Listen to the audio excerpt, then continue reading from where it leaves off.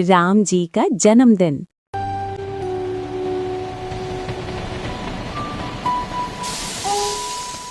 रिया और तुषार की खुशी का ठिकाना नहीं था।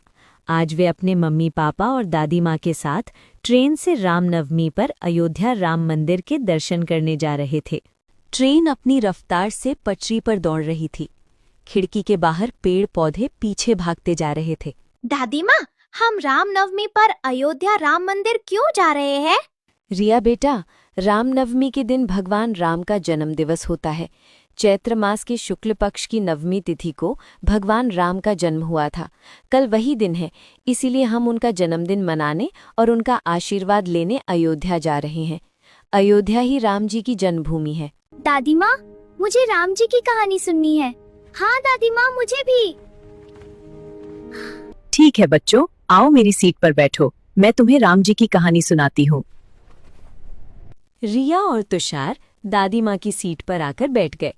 उनके मम्मी पापा सामने की सीट पर बैठे मुस्कुरा रहे थे। दादी माँ ने अपनी माला झोले में रखी और कहानी सुनाना शुरू किया। बच्चों, राम जी की कहानी केवल एक राजा की कहानी नहीं है।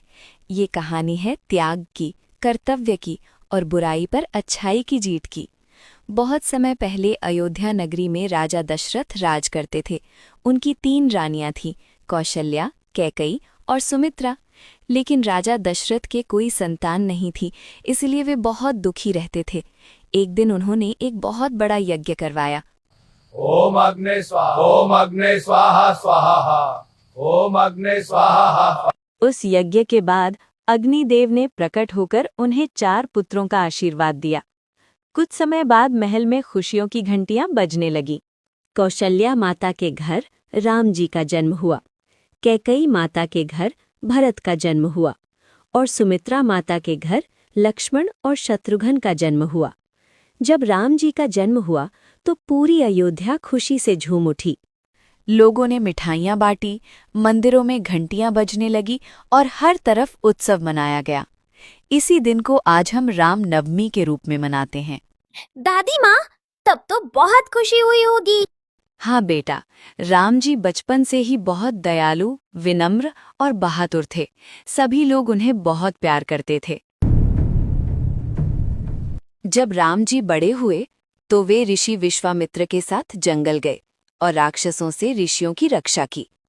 फिर एक दिन वे मिथिला पहुंचे।